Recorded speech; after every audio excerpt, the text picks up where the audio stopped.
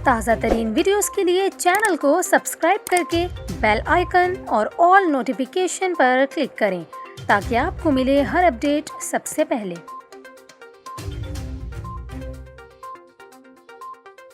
और अभी आपको बताएं, रूस और यूक्रेन के दरमियान जंग के बाद आलमी मार्केटों में तेल की कीमत बढ़ने के असरात पाकिस्तान पर भी पड़ने का खदशा है। इंडस्ट्री ज़राए के मुताबिक आलमी मंडी में तेल की कीमत $100 से ऊपर जा चुकी हैं और कीमतें अगर यकम मार्च तक $100 पर बरकरार रहीं तो पाकिस्तान में पेट्रोलियम मसनूआत की कीमत में ₹7 फी लीटर तक इजाफा हो सकता है।